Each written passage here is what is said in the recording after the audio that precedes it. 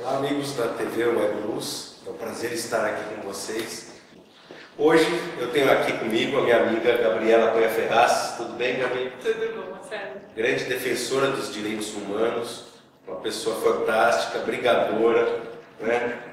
Você não gosta do termo advogado, né? Prefere defensora dos direitos humanos, né? Acho que advogado deixou de me definir tem algum tempo, mas me entendo mais hoje como defensora dos direitos humanos. Legal. E a Gabriela, ultimamente, está muito envolvida com essa questão dos refugiados, né? Temos visto nos noticiários o problema dos haitianos, que acabou se tornando uma disputa política, vindo do Acre para São Paulo, muita gente opinando, muita gente falando, mas o ideal é assim, nós entendermos tudo o que está acontecendo, desde o ponto de vista legal, de por que essas pessoas estão aqui, o que acontece, como o Brasil tem uma obrigação de acolher, e principalmente no aspecto espiritual humano. Nada melhor que ninguém que tem contato com eles, que está no dia a dia, para saber o que acontece. E a Gabriela tem trabalhado ultimamente com isso, né? E conta pra gente primeiro, Gabriela, esses haitianos, eles entram na definição de refugiado, né? Quando chegam no Brasil, um termo meio... Eles não vêm assim, eles não são uma imigração ilegal, né? A gente tem aí alguns conceitos que ainda são um pouquinho difíceis da compreensão, assim, do senso comum, né? Então, primeiro, eu acho que a gente pode falar dessa diferença. Então, o refugiado, ele é aquela pessoa, às vezes, no senso comum, as pessoas entendem a palavra refúgio como a palavra fugitivo. E a primeira coisa é dizer que uma coisa não tem nada a ver com a outra. Né? O refugiado é aquela pessoa que tem temor de perseguição, então ele está com medo, ele está sendo perseguido, ou ele tem um medo de vir a ser perseguido no país dele, então ele tem que sair do país dele por uma questão de sobrevivência.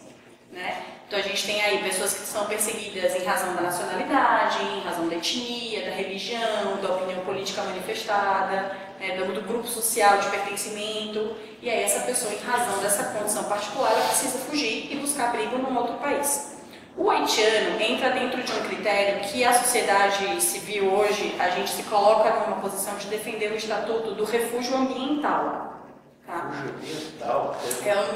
Esquisito. Existe uma nova discussão, é um pouco uma discussão que ainda está na esfera acadêmica, mas é um sonho da gente ver esse Instituto do Refúgio Ambiental sendo plenamente reconhecido pelos estados. Porque o que a gente enxerga hoje que está acontecendo na história são grandes catástrofes humanas, né? Então o Haiti é apenas um exemplo das várias que acontecem e que forçam o deslocamento dessas pessoas. Né? Então os haitianos, eles entram hoje, o que eles recebem, o Ministério da Justiça, ele editou uma resolução que diz que os haitianos, e depois a mesma resolução foi editada para os sírios, eles recebem um visto humanitário.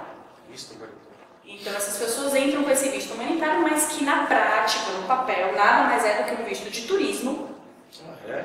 Por quanto tempo? Eles recebem esse visto no visto de turismo de 3 meses, eles precisam entrar no país e a partir daí regularizar a sua situação. Então o visto humanitário ele é dado para facilitar a entrada dessa pessoa no território. Eles não entram de maneira irregular. Eles recebem esse visto, eles estão no país de maneira regular.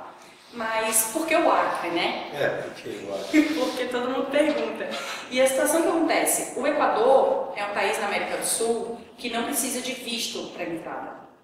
Então eles criaram uma rota, um fluxo migratório que sai do Haiti, chega até o Equador, eles entram por Quito, daí eles fazem o trajeto ou a pé, ou de ônibus, ou de carona, ou muitos usam coiotes, enfim, intermediários para passar pelo Peru e entrar pelo Acre. E ali tentam regularizar a situação. Né? Então alguns já estavam no Acre, alguns tinham acabado de chegar, outros já estavam há 1 ano, 6 meses, num abrigo improvisado que estava recebendo essas pessoas. Até o momento que o que aconteceu foi que o governo do Acre, ele pediu para essas pessoas, teve uma enchente, né, do Rio Madeira, e aí ele detectou um momento de enchente, um momento que poderia vir a causar um outro problema no abrigo, decidiu evacuar esse abrigo e decidiu trazer essas pessoas para São Paulo. Então as passagens foram pagas pelo governo e essas pessoas chegaram em massa há umas 2 semanas atrás, chegaram até São Paulo. Eu tenho visto muita reação negativa, né, das pessoas. Enquanto eles estavam no Acre, a gente já via comentários, né? Que para nós parece muito distante, né? O Acre não vai nos atingir, né? Aquela coisa, viu como atinge, né? Não adianta pensar que o problema social está lá no Acre e você não tem nada a ver com isso, né? Você vê como a coisa chega, né? E não adianta fechar os olhos. Estavam lá aquela coisa, eles no Acre, sem comida, lá numa situação talvez até igual ao Haiti, e vieram para cá e as pessoas perguntam, você que tem contato, mas o que eles vêm fazer aqui? Para nós, no nosso país, é um país pobre também, né? Com oportunidades até tem, democrático, mas escassas, e aí a gente imagina, mas o que eles vêm no Brasil? Por que não pararam no Peru, ficaram aqui, tentam ir para a Europa? Mas por que eles falam, por que o Brasil? Na verdade, a gente que vive no Brasil, a gente entende o Brasil como um país extremamente desigual, o que de fato é. Né? Então, se a gente pega as estatísticas, o Brasil é um dos países com a maior desigualdade social que existe. Mas, infelizmente, essa não é a imagem que é passada para fora. Então, quando eles chegam, eles falam, porque eu vi o Brasil numa reportagem que falava do futebol, eu vi o Brasil numa reportagem que falava da Copa e dizia que tinha emprego para todo mundo, eu vi o Brasil numa reportagem, numa revista das praias, das oportunidades, da educação, das universidades. Então, essa é a imagem que o Brasil está vendendo para fora. E isso é uma questão de responsabilidade do governo também. Porque você tem que, a partir do momento que você vende essa imagem, que você vende a imagem de um país que acolhe imigrantes, que você dá a chance de ter um visto humanitário, dizer venham porque somos um país humanitário, que entende, que acolhe, você tem uma responsabilidade. Você não pode receber essas pessoas para que eles sejam moradores de rua. Né? Então, um dos maiores choques que eu tive foi conversar com um sírio, e o sírio, veja bem, o país está há 3 anos numa guerra, tem toda uma geração da nossa cidade que foi exterminada. Então, o país já pulou uma geração, né? Tem uma geração que é perdida. E aí a gente vê uma pessoa que vem dessas condições e diz pra mim, assim, se eu soubesse que era para ser recebido assim, eu preferia ter ficado na Síria. Prefere a guerra civil do que ficar recebendo desse jeito. E é uma sensação de impotência absoluta, porque o que eu posso fazer é olhar para ele, falar, eu te entendo, fazer o que eu puder, mas não tem um abrigo, eu não tenho o que fazer. Então, é o momento de pensar em políticas públicas voltadas para isso. Não dá para a gente esperar mais. A gente já perdeu o time, o país já perdeu o time de criar essas políticas, né? Então, quando a gente soube que esses haitianos estavam chegando no Acre, o país tinha que ter se mobilizado para criar políticas públicas de acolhimento e políticas públicas integradas, de acolhimento, de saúde, de expedição de documentação, de abrigamento, de educação, né? A gente precisa de políticas públicas integradas e, infelizmente, o país não tem isso. Legal. Essa é a questão mais financeira, né? Agora eu queria conversar um pouco com você da questão humana e espiritual. Lógico, precisamos de política, precisamos de recursos destinados, né? Quando se diz política, acho que você quis dizer isso, né? O lugar que eles vão ficar, como vai ser essa transferência, que eles direitos vão ter, como eles vão tirar um documento, né? Toda essa preparação que a gente já está vendo que está sendo feita de uma forma meio esquisita, né? E aí eu queria que você contasse para mim agora, no dia a dia, na parte humana, né? Quando você recebe esse irmão, para nós sabermos, né, que é um espírito encarnado, independente da qual a sua nacionalidade, né? Qual a sua sensação, o que você percebe?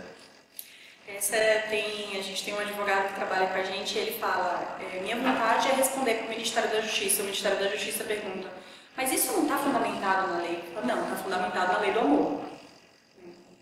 Não me interessa a lei dos homens.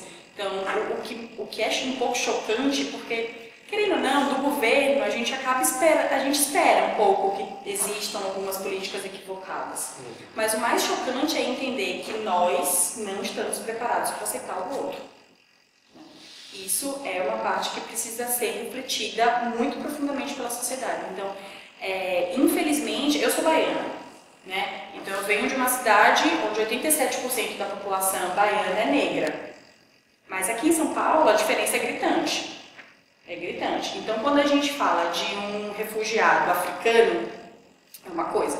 Quando a gente fala de um refugiado americano que está fugindo do exército americano, muda completamente a forma de acolhimento. O Snowden é um refugiado. Como esses haitianos. Como, entende? Então, assim, muda a forma de tratamento. E aí os relatos são inúmeros, né? Relatos de pessoas que falam, eu estava no ônibus e eu fui maltratado, eu cheguei num hospital, no SUS, para ser atendido e eu claramente não fui atendido por conta de um preconceito. E aí você percebe que a sociedade não está pronta para receber essas pessoas. E isso é uma situação muito complicada. Gabriela, essas pessoas geralmente têm uma história de vida muito triste, né? Imagina, né?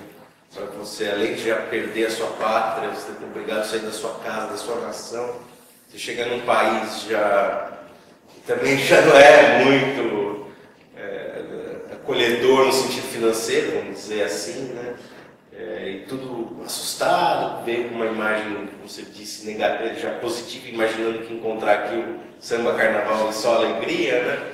E tudo isso misturado, né? Você tem uma história que te tocou, assim, um desses irmãos que você acolheu, que você conseguiu dar um apoio, que você se sentiu útil aí nesse acolhimento? Eu tenho uma história triste e uma história feliz, já que você está perguntando. Vou começar pela história triste. Na verdade, talvez uns 7 meses atrás, eu recebi um sírio e ele já foi reconhecido refugiado no país. Então, ele foi reconhecido pelo Ministério da Justiça, ele tem o registro de identidade de refugiado e o objetivo dele de conseguir isso era poder trazer a família dele, né? Então, quando você é reconhecido refugiado no país, você tem o direito de trazer seus descendentes, ascendentes, esposa, né, marido. Então, assim que ele conseguiu a identidade dele, ele entrou com requerimento para trazer a esposa e as 3 filhas, mulheres que ficaram na Síria. Só que, por um acaso, o Ministério da Justiça estava em uma época de mudança de procedimento, o caso dele não foi julgado rapidamente, a angústia dele, a cada dia que eu encontrava com ele, ele já estava barbado, já estava, sabe, se ausentando ali, com a preocupação, vinha com a foto das meninas. Até que um dia ele falou, Gabriela, esquece do meu processo que eu vou voltar. Eu falei, oi? Não, você não vai voltar, a gente vai conseguir trazer elas. E ele tinha dinheiro para as passagens, só não conseguia o visto para elas saírem de Damasco e ir para cá. Então, apesar de ter pedido muito para ele ficar, ele voltou e eu nunca mais tive notícia dele. Então, eu mandei e-mail, tento e não consigo mais comunicação com ele. E todos os dias eu penso nele, se ele ainda está vivo e se reencontrou a família. Apesar da gente ter concedido um direito a ele, uma pessoa não é uma pessoa quando ela tem uma família. Né? Você deu um direito a ele. Você deu um meio direito, se é possível falar em meio direito. Né? Então, acolher uma pessoa é acolher a família dessa pessoa. E o importante dizer, nesse caso, que o refugiado, ele é aquela pessoa que ele sente saudades do lugar onde ele veio. Ele saiu de lá por consequências da vida, né? Ele saiu de lá por uma perseguição, por um medo, por uma vida complicada, mas ele sente saudade das raízes, das pessoas que ficaram para trás. Então, ele tem que lidar com a vida nova, mas também com esse sentimento, né? A tendência nossa deve até falar dos haitianos, que você já explicou quando é bem refugiado, mas tem essa sensação de sair do país e as pessoas aqui, sem pensar, quando você tem um amor falar, viu? É melhor aqui do que naquela pobreza que eles estavam, naquela guerra.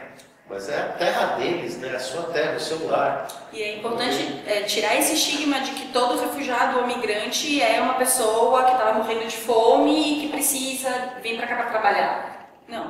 Não é assim, né? Então eu tenho advogados, eu tenho jornalistas, solicitantes de refúgio, estudantes de contabilidade, estudantes de direito.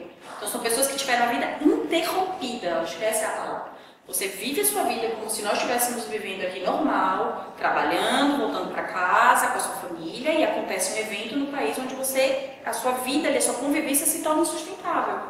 E você precisa migrar às vezes com o documento e com a roupa do corpo.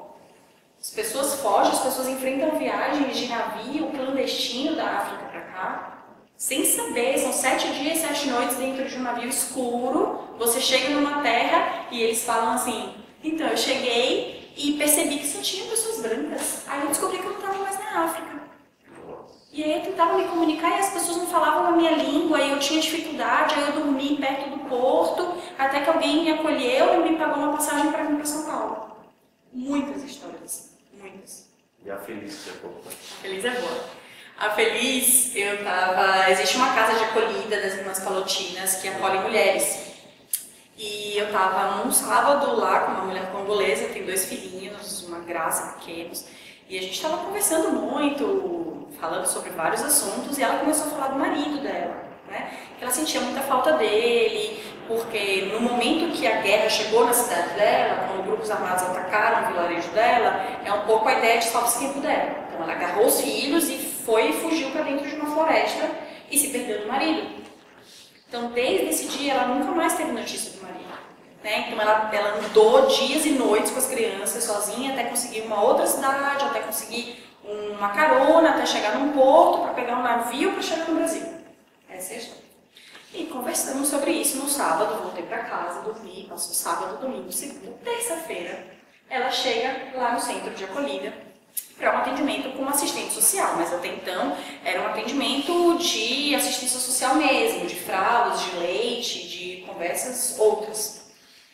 Nesse momento, ela está conversando com uma assistente social, o atendimento dela é interrompido por uma outra assistente social que chega, quer dizer, já quebrando ali a privacidade, já uma coisa que não deveria ter sido feita. Ela vem com um dossiê na mão e fala assim, você conhece o contato desse rapaz aqui, o fulano? Aí a refugiada fala, quem? Não estou falando com você, estou falando com a assistente social, é o fulano. Não, mas eu conheço esse nome, deixa eu ver a foto. Aí quando você mostra a foto para ela do dossiê, ela fala, é meu marido.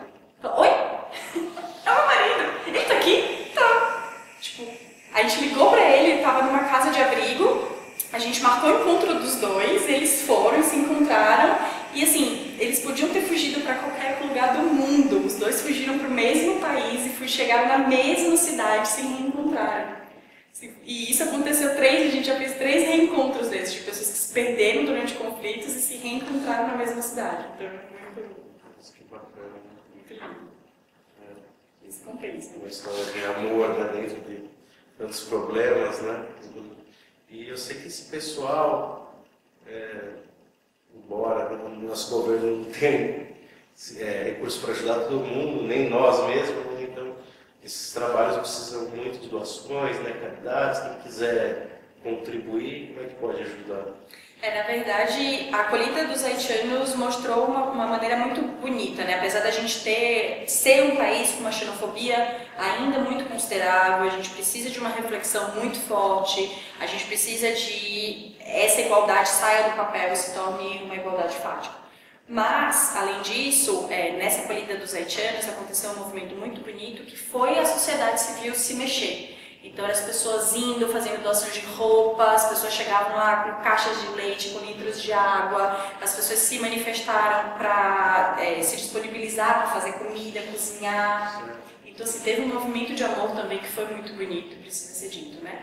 Então, as doações para os haitianos e para os imigrantes, a gente pode levar, tem a Rua do Glicério, onde tem a Paróquia Nossa Senhora da Paz, São Paulo, em São Paulo, capital. E a parte dos refugiados fica com a Caritas, que está na Major Diogo, uma transversal ali da Brigadeiro. E, enfim, todas as doações são bem-vindas, né?